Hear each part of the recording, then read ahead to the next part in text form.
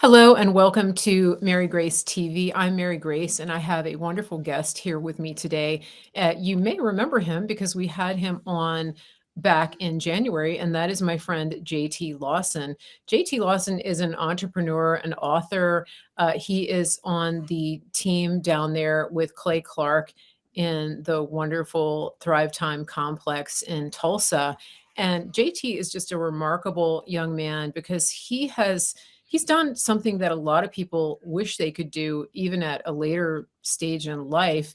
And I think when you hear him, you're going to realize that it's really never too late. You're never too young, you're never too old, because he went from being basically a perpetual college student who never actually accomplished anything in college to becoming a business owner, an entrepreneur, and an incredibly accomplished young man who has written and published his first book, What I Learned from My Millionaire Mentor. Welcome back to the show, JT. It's great to have you here. Yeah, I really appreciate you having me on. Truly. So I hear you got a lot of book sales last time. A lot of people clicked on the book and took advantage of it. We had great feedback in the chat from people who were just incredibly impressed with what you're doing. Hope we can get that. We can double the book sales today. And it's not just about selling books, but it really is about inspiring people, because I've been so inspired by your story, and it's really prompted me to take action in ways that are very practical. And so I want to talk about some of those things today. But first, let's talk about your most recent adventure. You've been out there rubbing elbows in California with celebrity dog trainers. Um, so let's talk about that, because I don't know any celebrity dog trainers personally, except now I know you. Right. Well, Uh, well, I would not consider myself a celebrity dog trainer, but I was but out there why? in so I'm building a dog training business here in Tulsa, Oklahoma called makeyourdogepic.com. So you can check it out, but it's makeyourdogepic.com. Nice. But what I'm doing is so I am a perpetual learner, so I never feel like I know it all. So the moment you Right. feel like you know everything there's to know is the moment you start losing. So I constantly go to ongoing training. So this last week I was in California learning from a guy named Joel Silverman. He was doing a conference on how to train dogs for movies and TV shows, and then also a guy named Brian Renfro. And they're both really good guys. They both have Brian trained the dog Benji, and he did a bunch of other stuff. He's been a stuntman also in like over 100 movies. It's his. If you go to his IMDb, it's crazy. It's just I've heard movie his after movie. name. Yeah, yeah. Yeah, and then Joel, he did all the IMS commercials. He trained, and they both trained at SeaWorld, training orcas and stuff. They both trained chimpanzees and orangutans and dolphins and sea lions. So it was really cool to learn from them and see their experiences and stuff like that. So I learned a bunch. So that was really good. And then I'm going in 2 weeks to learn from a guy in Las Vegas. So that's what I'm doing. So it's good. That's amazing, and that's on top of everything you're doing. So I was telling you off camera, I'm not a dog trainer, but I've had dogs in the past, and I actually fostered dogs for a time from the local shelter, and I learned a lot from Caesar. And then I also learned, I don't know if you ever heard of a book called The Monks of New Skeet. Have you heard of those? That one I have not heard So of okay, yet. so No. these are it's a group of it's a monastery in New York. And you know how different monasteries have different money-making ventures, like the Sure. Trappists make jam and the New Skeet monks train, I think, German shepherds and maybe Belgians, which is what Okay. you have. And so what they do though is they have a way of teaching dog training, and they teach based on the pack method and things like that. So for some reason, I was just really interested at one time in reading and learning about dog training. So I read all the books. This is before the internet, and and then I got the Caesar books, and I before the internet was like useful, you know. Yeah. And so but I would foster these dogs, and I had these two Keys hounds that came as a pair, and they were I didn't know this before I got them home, but they were terrified of doors. And so when I got them out of the car and I got them up to the front door and I opened the screen door, they both bolted and backed out of their collars. And so at that point they were loose. So I had these Yeah. new dogs that I had just brought home, And turns out they were terrified. Long story short, they were actually terrified of a lot of things, and Keeshonds are sight hounds, and so every visual clue would terrify them. And so I actually had to walk them at night after dark when it was, less active outside, less activity. So I had to sort of ease them into Mm, being in the public again. But we got them, rehabilitated and adopted. So that was that's really awesome. nice. Yeah. But that's my experience in dog training. I don't think it ranks as celebrity dog training, but I feel like a celebrity because we accomplished that. No, that's great. Well, and also I learned too a little difference in because what we do is obedience training, and Yeah. so but I learned that there's a big difference between obedience training and training dogs for movies. Because if you think Oh, about it, with yeah. movies, you Yeah. just need them to do it correctly for 2 or 3 takes, and then if they ever do it again, it doesn't matter. But if Oh, you train for obedience, I yeah. need them to place um, on command every time somebody comes through the door because they're or else they'll jump on them and knock them down. So with Right. obedience, you kind of need it to a different level than you do with the uh, movie training. And not to take anything away from them, but it's a different level, and how you train it has to be replicable to everyone. So if you're systemizing a business, I've also went through and we've systemized how our dog training system works. That way, it's transferable to everyone. So no matter what you're doing, you have to systemize things. Okay, So this is a good jumping off point because yeah, I was gonna ask you today about entrepreneurship. sure, Because I think that people, when it comes to business ownership, there's different levels of owning a business. And Robert Kiyosaki, I guess, um, sort of popularized the concepts when he talked about the quadrants of being absolutely. an owner.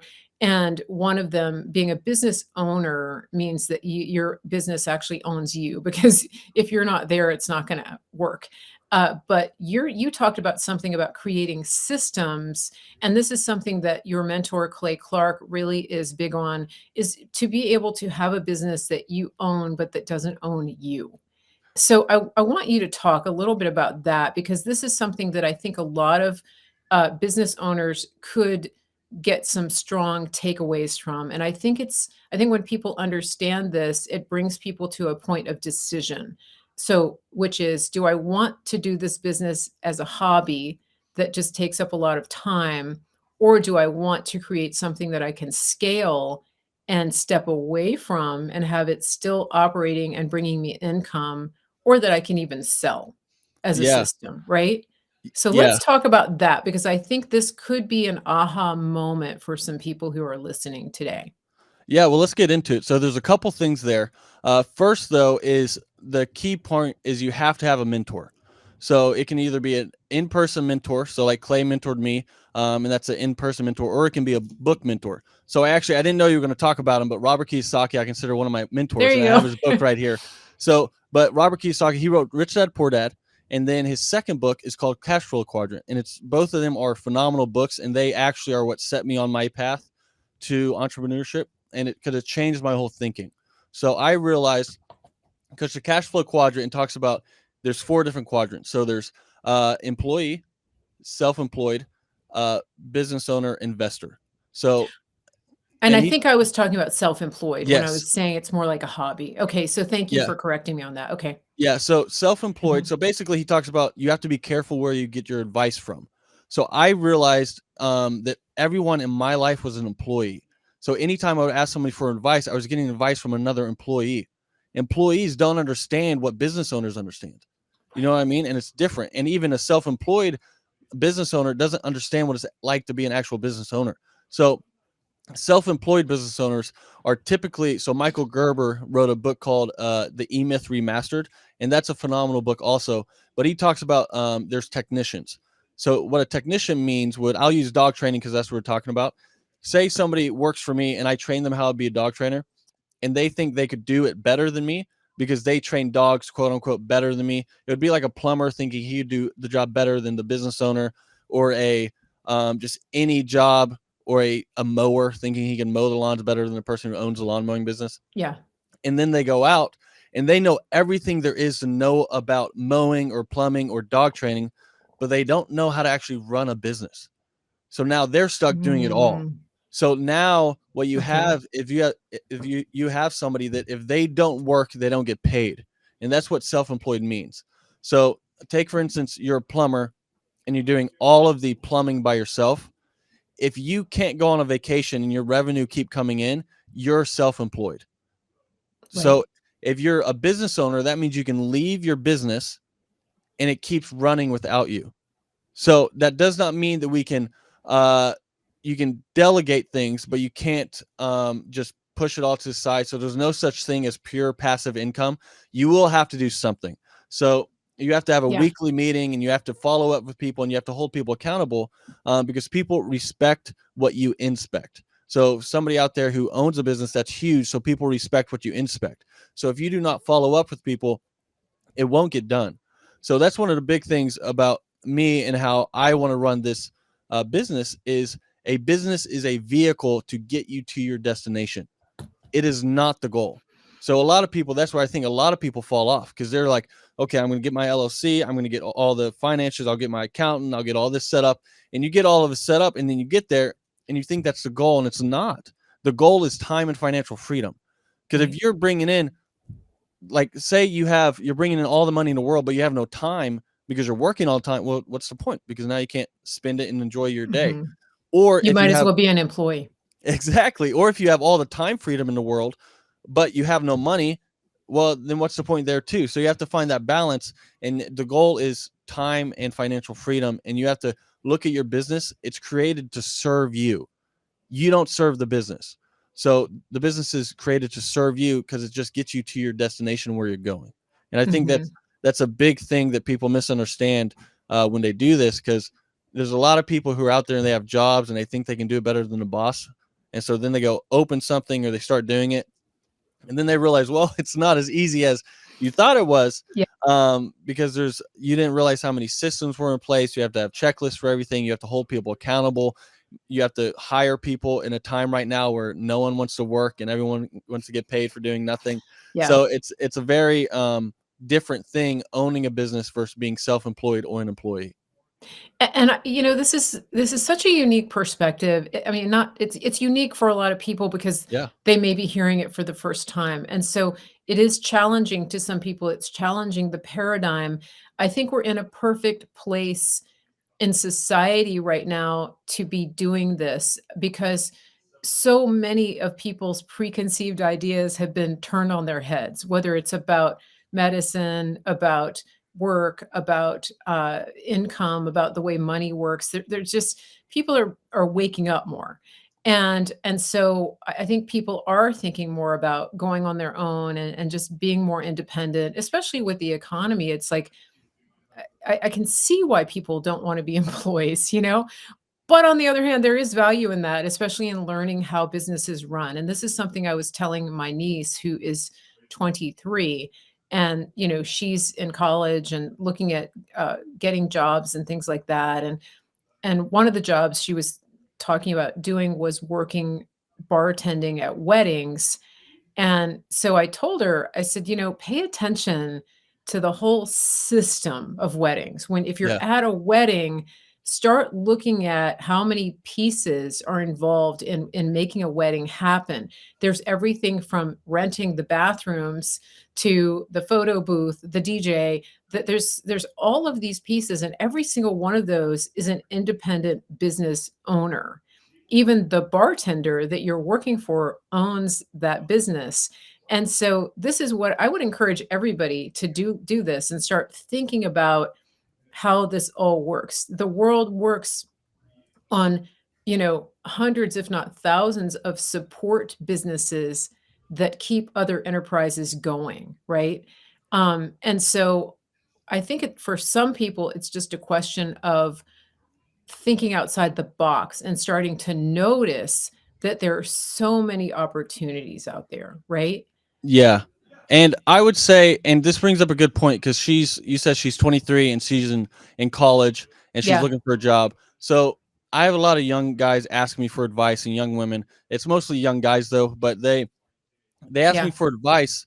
And the first thing I tell any of them is that before you go to college, find somebody who's doing what you think you want to do and go work for them for free. Mhm. Because what happens to most people is they go to college, they get thousands of dollars in debt, if not hundreds of thousands in debt, and then they realize once they get out that it's not something they actually want to do, or it's something that doesn't actually make money. Yeah. So, and now they're stuck with debt and working job they don't want, where instead you can go learn from the people who are actually doing it. And there's Mhm. going to be a couple things there. Maybe one, you realize, hey, you love it. Awesome, sweet. Well, then go to college, get the degree if you need it. Or two, you might realize that you don't actually need the degree to get the job there. So, like, I would think working somewhere here, like with Clay, I would need a degree where you don't, because he Mhm. actually hates if you have a degree because that means he has to reteach you. Because Right. if you go to college and say, let's use business for an example, Business, yeah. you're learning from what Robert Kiyosaki has another book that's called Fake, but he talks about how all of your teachers in college are fake, especially the business professors, Yeah. because they don't actually own businesses. So they've never actually done it. They're Yeah. teaching it, because if they were good at owning businesses, they would not be working there, because it pays way more to own a business than to be a Yeah. professor at a college. And there's nothing against that if that's something you just want to be a teacher and you want to Yeah. teach people, but you gain more from learning from somebody who actually does it. And the Mhm. big thing with that is 96% of businesses fail. So that's a statistic most people know, but Yeah. 96%. So that means if you're in church and there's 100 people in there and the pastor says stand up, and everyone stand up, and then he says if you have a successful business, stay standing, everyone else sit down, there's going to be one or two people in the room still standing. Yeah. And so you have to be very careful where you're getting your advice. It cannot be from fake Mhm. people, and you have to, Yeah. there's no reason why not to do it. So for example, I was talking to this young lady, and she is almost through nursing school. She has, well, I say almost, but she has like 2 3 more years. And she was like, yeah, I'm just almost done. I just need to, I've made it this far, I might as well just get through it. Mhm. But she hates it, and she's getting in so much debt. But the mindset is, hey, my parents will not like me if I drop out, or my Yeah. friends will think I failed, Yeah. or these people will think this. And you have to block all of that out and just think, is this something I actually want to do? Because it's not Mhm. going to get better once you get through school. It's not like you're going to get done with the nursing program and And then love get it. into a job that you love. Yeah. That's not how it Yeah. works. Yeah. So that's, I tell people all the time, work That's somewhere for good. free first. And I think that's really good. And for some people, it really the college will not be the answer for a lot of people. It doesn't mean college is bad. I went to college. I was an English major, and at the time, my college wasn't woke, and I didn't end up doing writing. I mean, I did some, it's not like I went to law school or what a lot of English majors do, or went on to be a professor. I actually got a master's in education. They wanted me to stay at the university and get my doctorate and become an academic, and I chose not to do that. And ironically, my niece has been approached by the university. They want her to stay and go through the graduate program, and we talked about that. And I said, any university would want you. So first of all, just understand that because you're like a purple unicorn, you're all the things that they want. She's an intellect, she's intelligent, she's bright, just this articulate. I'm like, even if you decide to do that, don't take the first offer that comes, but that's beside the point. Do you really want to spend your life in academia and become part of the groupthink that has come to define that? So that was a whole separate conversation. Yeah. But, it's flattering, right? When they approach you and they want you for their program. Of course they want you because you're going to bring money in. But it's not going to benefit you in the long run. But the good thing about her is she's not in debt. So she actually worked during COVID and made money, and put money in the bank. And so I have hope. I have a lot of hope for her, but because she is an outside the box thinker. I think for her, college is really more about something that she wants to do. It's not something that she's using as a means to an end to get a job. And if it's like if that's what she wants, then she's doing it and she's doing well. But at the same time, she's also learning she doesn't wanna be in the rat race, and it's valuable. I think the experiences that she's having are really valuable. The types of jobs she's had, the types of jobs she's looking at. She knows that she doesn't wanna get out of school and go into a cubicle somewhere. and just be, punching the clock from 9 to 5 and be somebody's employee. But in the meantime, it's like, well, what is really sparking you? And those are conversations that we've had. And so again, if you want that independent lifestyle, if you want to be doing your own thing, then how do you finance that and how do you create something that's sustainable? And I think that's the real question. And also, I think it's also like you have to be really honest with yourself. Some people really want the security of the paycheck and the insurance and the 401(k), and they're just not comfortable outside of that. And so for them, it may be that they're going to go and get a degree that they know will have a certain ROI, or they're going to go to trade school and they're going to go and work in a trade that is going to check those boxes for them. And there's nothing wrong with that. Like I want people who are in the trades who are really good at what they're doing. I'm really okay with that. But then if you think you want to be a business owner, this is where you and Clay and people that you surround yourself with really shine and can really help so many people separate between being a self-employed and an actual business owner where you have that time freedom and you have that financial freedom to be your own person and to do all of those things that you want to do. That's Yeah. really right? Yeah, and I agree. And there's a couple things there. The first one I would say that the trade school stuff, that's one of the few things that you actually have to go to school for. But Yeah. even then, I would tell you to shadow somebody who's actually doing it before you spend the time going through school. Okay. Okay. Um, because even though you'll need it, you might get through school or during school, and now you've paid all this, and then you realize you hate being a welder or whatever Yeah. it is, you know? And Right. then even for her, my advice would be currently right now, so unsolicited advice to your niece right now. Yeah. Yeah. She is paying to go to school Yeah. where instead she could keep her same schedule of work and go work somewhere else for free who's doing something that she's studying right Mm. now and they're Yeah. actually doing it. You know what I mean? So Yeah. no Yeah. matter what field it's in, if it's in psychology or whatever, or it's a doctor, somewhere where you actually have to go to school for it, even if you don't have to go to school for it, get experiences by learning from people who are actually do it, not people who Mm. are teaching it.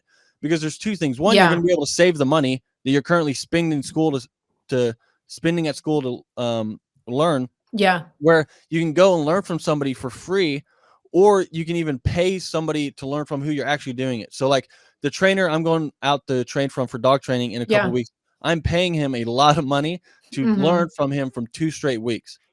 And I'm doing that from somebody who's actually doing it. They already Right. train dogs, they already have done competitions, they've already had a successful business. And so no matter what it is, if you wanted to be a bartender, well, go work for free from somebody who's being a bartender. You don't have to go to bartending school. I forget the term for it, but you don't have to go through all of that stuff just to do that. Mhm. No matter Mix what it is, Yeah. go shadow someone who's actually doing it. Right, Because right, that right now, yeah. especially right now in this time, no one's going to tell you no to work for free because there's so many people who Yeah, it's hard to pay them to work for them.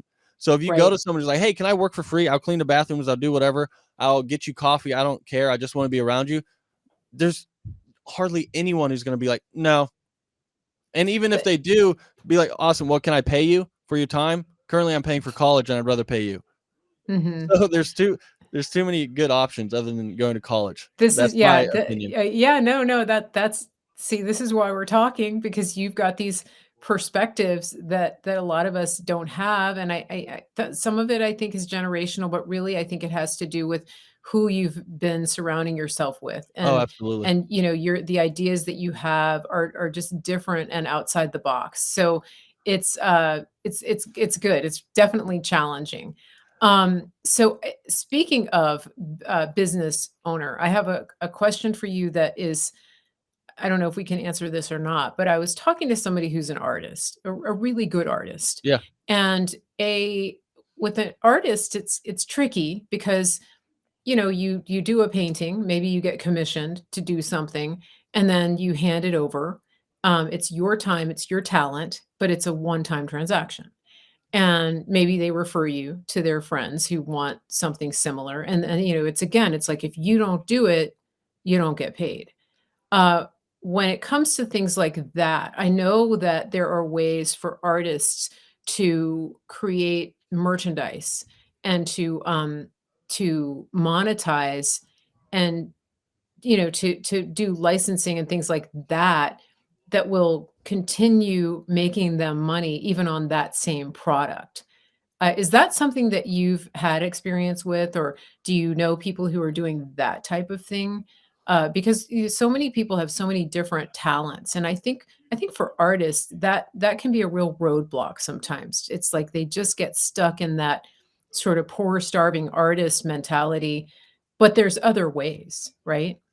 Yeah, so when I think of artists, I think you can do it one of two ways. Mhm. Either way, you're still gonna have to do the work because it's a Yeah, specific thing. It would be it's like your being work. Yeah, it would be like being a music artist. You can make the song and then put it on Spotify, and then when people play it, you get paid. Right. Um, so like being an artist, you can um make the art and then you can duplicate it, sell it online or whatever, however you want to do that. And there's a way to do that, sell it on Amazon or other things. But really, my advice there would just be figure out how much money you want to make a year, Mhm. okay, and do the math. So you want to figure out how much money you want to make a year, figure out how much you're currently selling your paintings at, and figure out how many paintings you would have to paint and sell for that to be a reality. And Mhm. then figure out Okay. how long it's taking you to do the paintings, and then figure out one, if it's even possible, because you might do the Mhm. math and realize this hobby isn't going to pay me and it's just a hobby. Or you might do the math and be like, oh, okay, that's all I have to do. So I'll give an example, and maybe it's Yeah. helpful, maybe it's not. But there's a person who was a nutritionalist who came and wanted coaching from Clay, and she had like, I think it was like 130 clients or something like that. And she That's was a lot. stressed because she was working all the time and she was coaching all the Yeah. time and she was super busy, but she had no time freedom. So Right. Clay's advice to her was, how about you uh, triple your price? So Mhm. what she did was she tripled her price. She lost 3/4 of her clients, and now she only had whatever 1/3 of that is. But now she was making the same amount, but she was Mhm. working way less. Yeah. So she had, and also with that, you have higher quality clients. So that would be my thing, is you just want to see, one, is it even possible? Because what you love to do, sometimes this is a hard truth, but sometimes it's a hobby and it's not an actual income source. So, and you might have to figure out a different way. So you can still do it, Sure. Yeah. but use that money that you're making to start something else or to figure out, but you just want to figure out what your financial goals are and see if Mhm. what you're currently doing, even if you're doing it at the highest rate possible, is it actually possible to get you to your goals? Right, Because a right. lot of people don't actually do the math, and they're just doing it and they're like, well, someday I'll get this, or maybe if I do this, I'll get this, but they're not actually doing the math. Like I had somebody who, he works for another dog training company, and he contacted me and he wanted me to mentor him. And he said he wanted to own a Ferrari one day, but he used the term one day. So I know it's not like an actual goal. And Mhm. then I said, okay, well, making what you're currently making, if you never spent a dime of that, how long would it take you to achieve that? And he said 7 years. Okay, well, that's not a realistic goal, because if you are taking, it's if it's going to take you 7 years of doing what you're currently doing, and you can't eat and you can't drink and you can't buy anything, that's not a realistic goal. Yeah. So, so then it dawned on him, just because he had never done the math, and he was like, oh, so if I keep doing what I'm currently doing, I can't reach my goals. I'll Correct. never buy a Ferrari. Yeah, yeah, and so you just have Yeah. to do that. That would be my advice: is do that math and see if it's something you can actually do. And then maybe that the Amazon route is where you do your painting and then you copy it and you Mhm. make copies of it and you sell it that way. Sure, Or yeah. you just do your or you do one, and because it's a one of one or a one of 10 or however many you do, now it's worth more, so you sell it for more. But you just figure Right. out whatever the goal is. Mhm, And mhm. that's the key, That's is do the math first. that's really good. Yeah, that's helpful, and I hope it's helped our listeners here, because, like I said, we really want people to prosper. Yeah. And, it's there's we don't want people to be dependent on the government or on their family or on a benefactor. We want people to have, God gives people ideas. God gives people talent. God gives people a drive and a desire for something better. And there's no shame in wanting that. I think there is just this underlying message that wanting to be wealthy and wanting to have time freedom, wanting to have financial freedom is somehow not virtuous. That's just not true. So many of the people who are the most helpful and who have the biggest impact most often have the resources, the time freedom, the financial freedom to be able to do that. That's just a fact. And the bottom line is, when people hit the rock bottom or they run into trouble, they're turning to the wealthy people for help and for bailouts. And so there may be some level of disdain there for wealth, but usually when people need help, it's the wealthy people that they want help from. Or Yeah, the and that government or the it, government, but the government is actually taking the money from you and other wealthy people. So it's actually their money anyway, you know? right. Yeah, and that's actually what I was gonna say. People who make that argument, they're typically like, "Yeah, I love donating money and I love doing this." And it's like, well, you're not making money to donate it, so Okay. your 10% is much different than his 10%, and he's actually making a difference. So most of the people who make those arguments, um, you have to understand that to make a change, it takes money.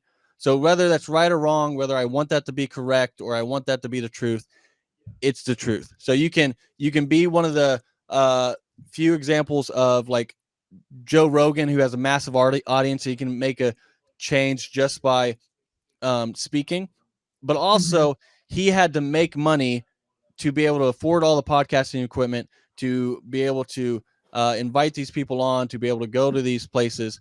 And then now that he's made money, he can donate to the places he wants and he can do those Yeah. things. Well, So, yeah, yeah. and it's very few people who can make a change just by speaking. That's a very rare talent.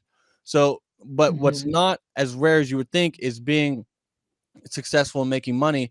It's easier than you think. And also, we talked about mindset. I really wanted to train to play professional basketball. That's why I was going for college for. I Mhm. didn't care about school. I just wanted to go to school and train and play basketball, and then go play professionally overseas.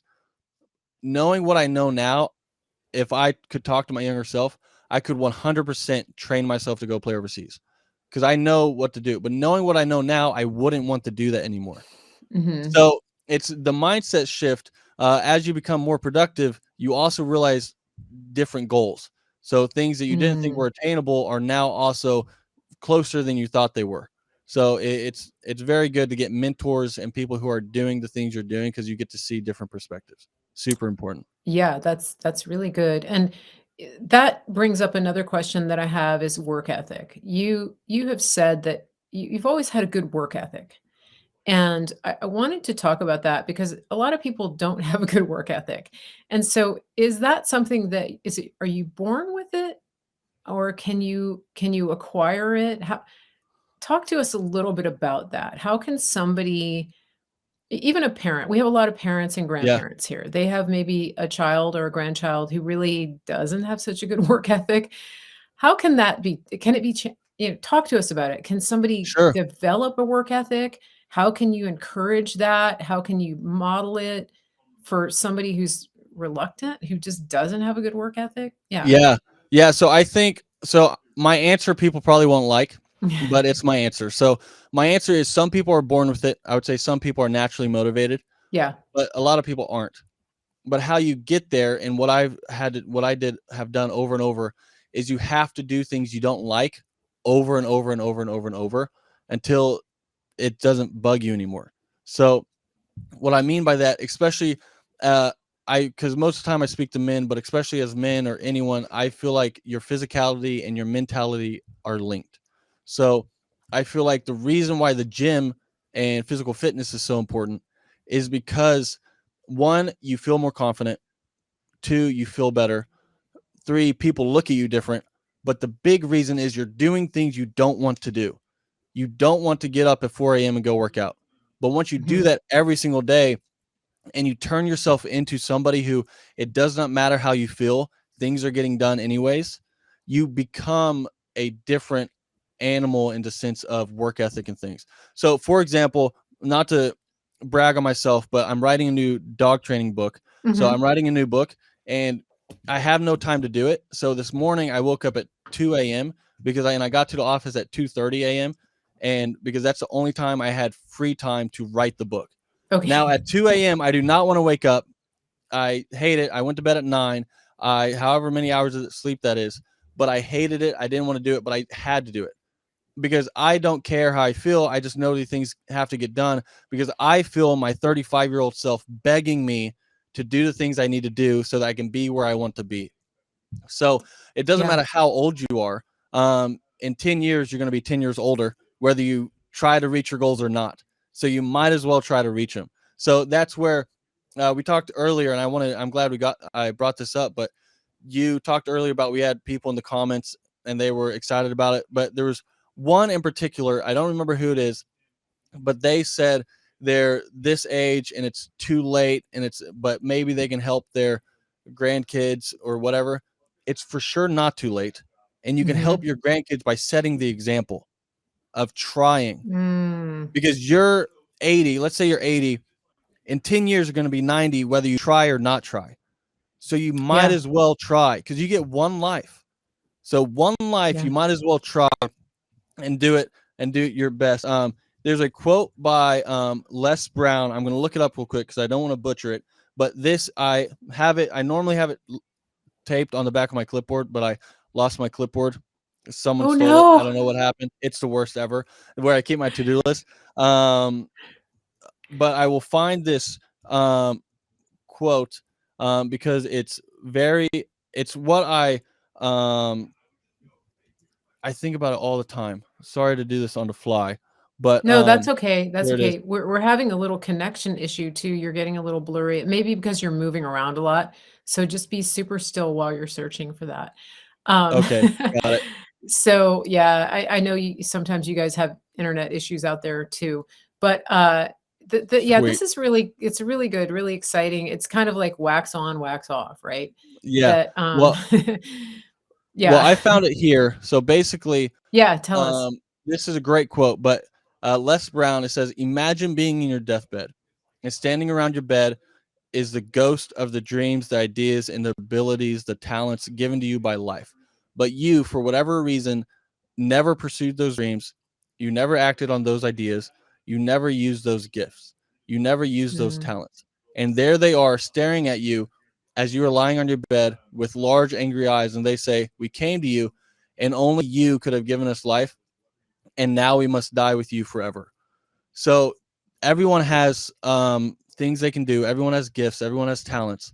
But if you do not act on them, you will never achieve them. So the time is never too late, and it's not too late for you. So when I see people comment those things, that there was a one comment that really got to me because you can change. So I wish I could just take a hold of everyone and say you can do it, yeah. but it's because like one of the examples is do you know who Clay Stairs is? So not to Yeah. get Oh, confused yeah, with yeah, Clay, wonderful but clay, Clay yeah. Stairs. Yeah, so he's awesome. But I think he was in his 60s and still a teacher before he made his switch. And Mhm.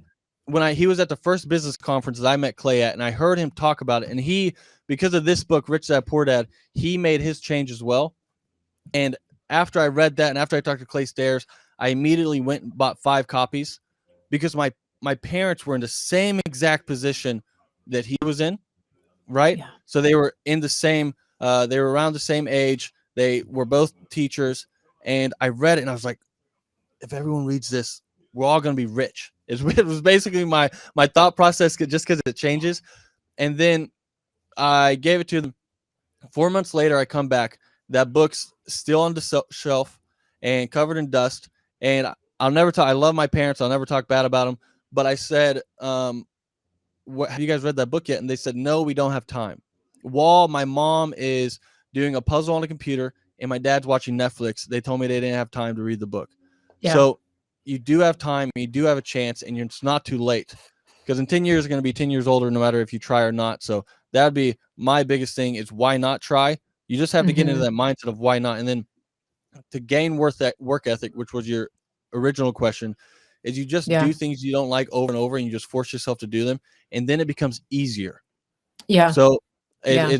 and that's the biggest thing because you train your mind just like you train your body. So you build Mhm. calluses over your mind. So that's actually really funny that you. So if somebody wants an extreme example, I didn't plan for you to talk about these things, but I have David Goggins' book right here. Oh, yeah. Can't He's hurt an me. Yeah, he's an extreme Yeah. example of it, but he's another mentor of mine, and I love his mindset on anything. He talks about callousing the mind by doing Yeah. things you hate, and then after you do something that's hard, you look back on it and you tell yourself, "I did that. I can handle this." Yeah. So for a Yeah. while, Yeah. I used going through basic training for the army as one of those things. Is Mhm. I kept looking back on it, it was like, "Oh, I made it through that. This is easy," or "Hey, I've been waking up at Mhm. 3:15 a.m. every day. This is Yeah. easy." Yeah, I've So had experiences like that myself, and David yeah. Goggins, I wanna mention that book again because can you hold it up? If have you listened Oh, to it have you listened to it on tape? Have you listened to that? yes, I So, have. okay, it's amazing for my for listeners now he's not filtered, he has no filter. So if you're easily Sure. offended, you're not gonna like David Goggins, but his story is amazing, and the Audible version, it's actually he has a narrator who reads it, but then they do, they talk in between the chapters. David Goggins is interviewed by the narrator in between the chapters, and so you hear his input, so it's like getting B-roll of an Audible, which is amazing. So it's sort of a audiobook slash podcast. And it's well worth it. I encourage everybody to get it.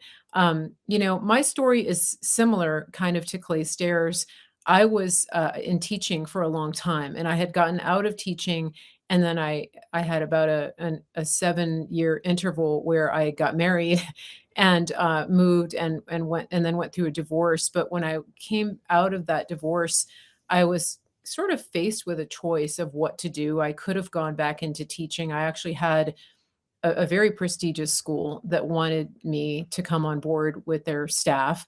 And I just knew that that wasn't where my heart was, but I had to make some decisions about what to do. And it was really scary because I was in my 50s. And so I didn't know that podcasting was in my future. But what I did was I went online and I started learning some new skills in marketing and learned how to do online ads and things like that, really just to kind of I knew I needed some skills, but I also wanted to be able to not go get a job teaching, so it bridged the gap. And then I got involved more in, paying attention to what was going on politically, and I started picking up my phone and doing live streams and talking and telling people, and it turned out I was pretty good at that. And different friends encouraged me to do this, and that was how it all started, because I refused to go back to the thing that I knew was sucking the life out of me, and I was willing to take those steps forward and learn some new things. And the skills that I learned in between teaching and getting divorced and becoming a podcaster actually helped me with what I'm doing now. And so, it's not too late. And I know that I am, an inspiration to my niece and nephew. I don't have children of my own, but I mean, they look to me for advice and they look to me for inspiration, because if I can do it, then they can too. They don't have to be in the rat race. And my niece doesn't have to be an English major that just defaults to teaching. So it's an it I just want to encourage everybody. You can do this. And I want to say another thing about the David Goggins story. I'm interviewing you, but I want to put this in too, because I think the part about never quitting and not giving up is so important. I was doing a race one time in Hawaii, open ocean stand-up paddling race, and I wasn't really in good training for it. And so I was out there struggling, and I had an opportunity to get a free ride from the lifeguard on the jet ski to get back to the finish line. And I think they wanted me to do that because they wanted the race to end and I was really straggling, but I was still within the allotted time, and so I didn't wanna give up, but I just I looked at the lifeguard, and it was somebody that I knew. It was really nice. They weren't heckling me or anything, but I just said, "Look, my arms and legs are working. Nothing's broken. I'm not sick. I'm not in danger. I'm gonna finish this. I can see where I need to go, and I'm not stopping." And it was I came in last. I was dead last, and everybody was cheering, I think because I was still alive, but I knew in my heart that I knew I had finished, but it wasn't good enough. And so the following year, I actually hired a trainer and I got in the gym and I started doing what I needed to do to be successful at that race. And so the following year, I went to the same race, 10 miles open ocean, and I placed. I took an hour and 20 minutes off my time and I was on the podium in third place in my age group. And so this is the Wow. kind of thing, yeah. And so again, it's not too late, and it's so much about mindset. It was like if I had gotten on the jet ski and been brought in as a DNF, did not finish, then I probably wouldn't have come back to do it again. And that's a lot of what I think David Goggins talks about in his book as well. Yeah. Well, and I will talk about David Goggins for hours. So I really Yeah. like David Well, you Goggins. and But we're gonna do that because I'm gonna see you at the conference next week. yeah, Yeah. yeah. So And so yeah, he talks about also, so depending on the yeah. person you are, that would have haunted you if you would not have finished. So Right. if I Yeah. would if I was in that position too, and you can see the finish line, but you didn't finish, if you have what it takes to be successful, that would have haunted you forever. Yeah. But if you can do that and you can quit short and it doesn't haunt you, there's not a chance you can be successful. So And just genuinely, yeah. Yeah. And I think too, surrounding yourself with people who can see that and who honor that in you is so important because the person that I was with at the time didn't really understand that and didn't understand the drive that I had, and that was complicated. It made a lot of friction in the relationship. And so that's a whole nother story, yeah, but it's important that you identify that and that you're able to, as you're moving forward, to get surrounded by people who get that and who yeah. understand that, right? Well, also it's big. So if you think about it again, 96% of businesses fail. So that means most Yeah. people are wrong about most things. So Yeah. I know that when people don't understand me, I know I'm on the right track. So I know that when people don't understand why I woke up at 2 a.m. this morning to write the book, Yeah. or why I wake up at 3:15 normally to start my day, or why I decided to do all of these things at once. When people don't Mhm. understand me, I know I'm on the right track. So I and for example, it's tough for me to one of the things that's hard for me is to care about how other people feel because I've made myself somebody who I don't care how I feel, I still have to do what needs to be done. It's hard for me to accept other people's excuses when I Yeah. expect more from myself, you know? So Yeah. that would be a big thing. So if you're doing things and people don't understand you, just understand most people get things wrong most of the time. So it Yeah. could be that you're on the right track and you're just not surrounded by the right people. Because I'll tell people Mm. who were in that employee quadrant things and they don't understand it, and I'll tell it to Clay, and he immediately was like, "Yeah, you're right. That's perfect. Great. Yeah. Do it." Yeah, and I And so, think one yeah, I think when it comes to that too, with the employee thing, I remember when I was teaching, I was always kind of thinking outside the box, and I was always looking for ways to do things more efficiently. And there's this mindset in teaching that the longer you're there, the better teacher you are. The more time you spend after school doing things, and the later you stay, the better you are, and the more you come in. It's kind of weird. And I was always about like, no, we have to do this more efficiently because I want to devote my energy to actually to the kids. I don't want to be burnt out by cutting things out and writing just whatever the minutia of doing the job. And so, yeah, I was delegating. I used parent volunteers. It was like I want to be out of here by like 3 o'clock, 3:30, so that I can recharge because I know what it takes to be in a classroom with 5-year-olds all day. it's life sucking, you know? It's just, especially for an introvert. I mean, you got to keep these people alive, right? It's a huge Yeah. responsibility. And so, and then I have other responsibilities outside of that. And so just time management was so critical, but people were always looking at me like I was shirking my work. I was like, "No, I'm getting my work done. I've just learned how to do it more efficiently." And so, but everybody was in an employee mindset, and I was also working more outside of that job because I wanted more in life, you know? And so it was just, I had that a lot. I had people looking at me like they didn't understand. They didn't understand why I kept myself healthy, why I ate the way I did, why I had systems to keep things more efficient. It's like you're saying. And so, you know, and that's one reason I left that profession, because I just didn't feel like people were forward thinking. I felt like there were better ways that I could help humanity than inside of that system. And so Oh, that's really absolutely. key, right? Yeah, absolutely. I'll touch on this. I don't want to turn this into a me just crap on teachers for the whole time, but there's I will say this, that another different form of mindset is, I don't know if you know, but most doctors, lawyers, these people with high paying jobs, even though they have high paying jobs, they still live paycheck to paycheck, because Yeah, naturally, as people's revenue goes up, or income goes up, their expenses go up as well, because they start buying things they don't need to impress people they don't know, whose opinions don't matter. yeah, So the I'll use this. I'm not going to say names, but I know in Tulsa a while ago, or it may have just been Oklahoma in general, the teachers went on a strike to make more money because they didn't feel like they were being paid enough.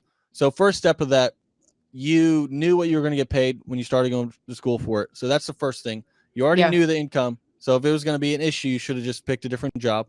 So that's my first rebuttal to yeah, that. So second, yeah, these people, they won and they got a raise.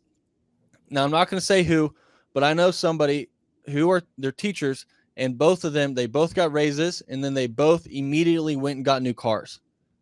Now, I'm not saying it's directly correlated. They're going to probably see this and text me about it and call me about it and be upset. But that all I'm saying is they got a raise and yeah, immediately they went and got more cars. So got new cars. So what they gained, they negated and more, because they went and got new cars, but they went on strike because they didn't get paid enough. But now they're more check to check because their expenses went up. But that's how most people yeah, live their life. Is yeah. they're buying things they can't afford to impress people they don't know, whose opinions don't matter. And that's what they're doing. And I did steal that from Gary Vee, so he'll never watch this because he's too busy. But if he does, I'm giving him credit.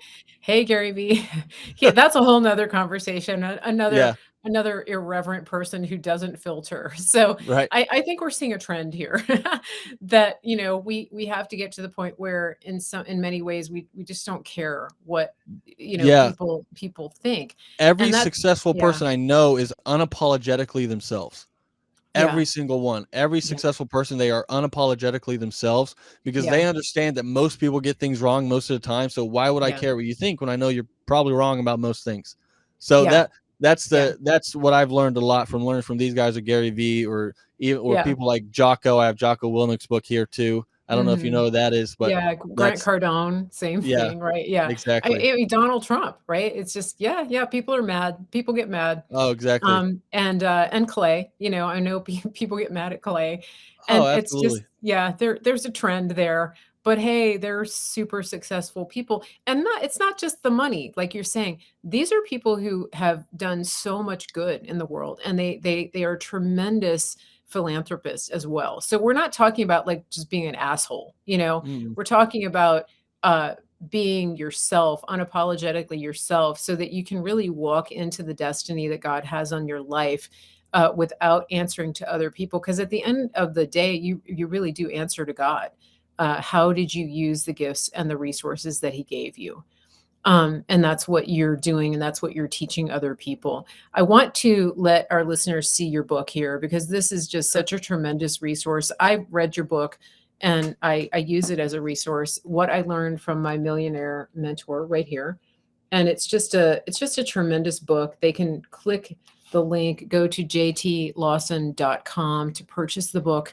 And they can also just click on the QR code.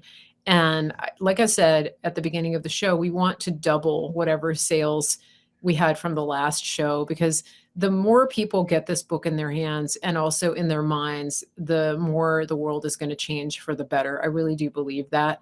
And so buy it for yourself, buy it for a loved one, buy it definitely for anybody who's in high school or college that you care about, because this is an incredible resource and it's just so well written and it's entertaining. I mean, JT, you're a good writer. You tell good stories. You're an incredible speaker. And so I also encourage anybody that wants to invite JT to speak on your show or even to your group. You can see right here, he's just an incredible motivator and a great mentor to so many, regardless of age or accomplishment level. So JT Lawson, thank you for being here. It's just been a pleasure. Do you have any last words before we go? I'll just touch on my book really quick. I made it short on purpose, so that way people will read it. So whenever I started writing, people kept telling me that you front load, so you put everything important in the first 3 chapters because no one ever reads past that. So what I did, so I'll compare them. I'm not talking bad about Robert Kiyosaki. I love Robert Kiyosaki, but this is a difference. So I Yeah, say that because a lot of people, they don't like reading anymore, or maybe you want to get this book for somebody, but they won't read it. Well, start with this book, get them motivated, get them just change their mindset on things, and then they will want to do more. So you excellent. don't just have to have it for yourself, but you can buy it for other people, and that's what I would say. Perfect. Thank you again, JT. JT Lawson, what I learned from my millionaire mentor, and now also makeyourdogepic.com. Just always, always working the next project. Thank you for being here, JT. It's just been awesome. Thank you. Thank you. I'm Mary Grace, and I am one of the biggest fans of MyPillow because they have quality America First products that are just made right here in the country, and they last. We have the towels, and I have a big issue with towels that shrink up after the first washing. The MyPillow towels stay color fast, they stay in shape, and they stay that way for years after repeated washings. You can't ask for better. Plus, they actually work. When somebody buys from MyPillow using the promo code Mary Grace, that does a couple of things. It brings in a little bit of an affiliate commission to our company, and it helps us to pay the bills, keep the lights on, keep the internet going, travel to places that we do to give you remote content. And it also helps MyPillow by giving them the support of people who genuinely value quality and companies that support real people right here in the United States and employ people all over this country and give back to this country. Go directly to mypillow.com, use promo code Mary Grace, and buy everything you need for the home. There's no need to spend time shopping anywhere else. Go to mypillow.com, use promo code Mary Grace, get your towels, pillows, sheets, robes, dog beds, pet beds, cat beds, whatever it is that you want for the home. Go to mypillow.com, promo code Mary Grace. It's easy. Don't waste your time anywhere else. mypillow.com, promo code Mary Grace. Thank you. Listen, your health is your best investment. We have a country to save, and we need people who are in the best shape of their lives, physically, mentally, spiritually. Why not connect with a team who cares about you on every single level from the inside out? Official Synapse is that team. Officialsynapse.com. It's official, synapse.com. Tell them Mary Grace sent you, and they will treat you like family. If you're like most people, you really probably haven't thought about transferring your paper dollars into physical gold and silver. But I want to tell you a story. My friend Andrew Sorcini over at Beverly Hills Precious Metals, he recently went overseas and he wanted to buy a watch. He likes fine watches. He took 3 currencies with him. He took gold, he took Bitcoin, and he took American dollars. Now, there used to be a time when the American dollar was king. I remember that when I used to travel overseas. Everybody wanted dollars. The people that he was dealing with would not take his dollars because the dollar is so devalued around the world. They wanted the gold. So this is what I recommend to you. I want you to think about this. If you have cash in the bank, if you have an investment account that you have worked hard for years to accumulate, consider the value of converting that money into physical gold and silver. You're not buying something that's losing value. You're changing those worthless dollars into a tangible physical asset that will go up in value, which it has done historically. Here's what you're going to do. You're going to go to bh-pm.com. The first thing you're going to do is schedule that free consultation. Second thing, just think rationally about this, pray about it, go to the Lord, see what the best decision for you and your family is. I can't tell you that. I don't want to pressure you into that. What I do know is don't be scared, be prepared. And so the third thing you want to do is make a decision for you and your family. Make a decision, take action. bh-pm.com. Let them know Mary Grace sent you. I just want to give a shout out to everybody who watches this show. Thank you for being a participant. Thank you for being a loyal audience member. I just want to remind you, if you like what you've seen, please share this and don't forget to subscribe, turn on your notifications, and also sign up for my email list so you never miss a show.